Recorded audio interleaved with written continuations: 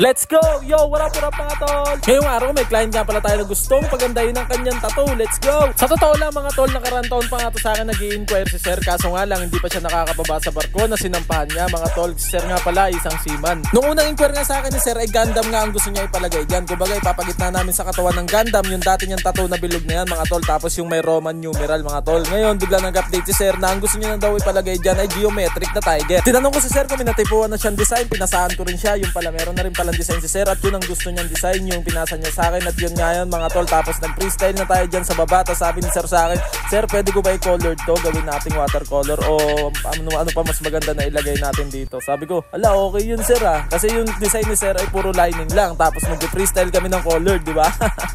Napakasaya gawin nito mga tol, tignan nyo. Ang gamit nga pala natin na needle dyan mga tol is 109RL, 1011RS, 1013RM at 1027RS. At kung makikita nyo mga tol, yung atake na ginagawa natin dyan, dahan lang natin siya nilalagyan ng lining. Tapos yung mga labas na lining mga tol, dinadahan din ulit natin balikan para magkaroon pa rin siya ng power line mga tol. Yan ang isa sa kadahilanan mga tol, kaya mas gusto kong gamitin yung 109RL o kumbaga yung 10 yung simula nung code nung number sa likod ng box mga tol. Kasi meron diba 129RL tapos 109RL. Yung 109RL kasi mga tol mas sharp siya, mas pino, mas nakakapit talaga, yakap na yakap yung mga needle niya mga tol. Kumbaga kapag nilining natin siya, wala talaga siyang butas sa gitna mga tol. Kaya yan solid siya. Manipis nga siya kung tutuusin mga tol, pero pwede mo naman balikan, pwede ka gumawa ng power line. At least mas solid yung lining na magagawa mo, di ba? Walang butas sa gitna. At ayan mga tol, kung makikita nyo, gumagana na naman yung pagkatsanggala na naman talaga na yan oh.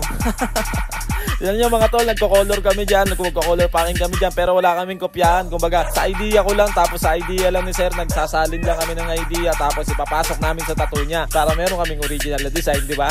At ayun mga tol, ang gamit nga pala natin na needle dyan is 1013RF. At kung mapapansin nyo mga tol, may nakaumbok dun sa balat ni sir. Ayun mga tol, sa parte ng balat ni sir dyan, banda sa way kaliwa. Peklat yan mga tol, remembrance daw yan ni sir dun sa mga sinasampahan niyang barko dahil sa mga makina si sir gumagawa dun sa loob ng barko mga tol. Galing no?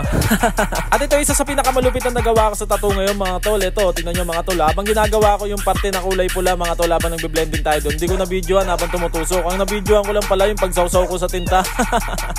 Eh mga tol, di ba? Hindi na nakita. Tapos nag-watercolor na tayo kagad dyan. Ang galis, tsanggala ka talaga. At ayun mga tol, kung makikita nyo, nag-freestyle lang din tayo dyan mga tol. Wala rin tayo reference sa pinagkokopyahan dyan sa watercolor. Kumbaga, nag-design lang tayo dyan kung anong mas maganda na magagawa natin dyan. Tapos kinulayan natin yan. Tapos sabi ni sir kung ano yung nasa part na to, ito yung kukulay natin. Sa part na to, ito rin yung ilalagay natin. Susundin natin yung nasa mukha. Kaya yun ang ginawa namin mga tol. Tignan nyo ang kalalabasan nito ha. At ayun mga tol, kung makikita nyo, naka-timelapse yung video natin dyan mga tol. Syempre, hindi na natin to patatagalin para makita nyo na agad yung binuo natin design at binuo naming idea ni sir. At ito ang ating final tattoo. Sa mga gusto po pala magpatattoo dyan, open po tayo 24/7 sa advance booking. Meron lang po tayo 20% down payment sa kabuuan ng presyo ng inyong ipapatattoo. Syempre, open din po tayo sa walk-in from 10 PM to 10 AM. At pwede rin po tayo sa tattoo service. PM lang po kayo dito sa aking official page, Tsanggala Tattoo. Oh, ano pa hinihintay mo? Patattoo ka na!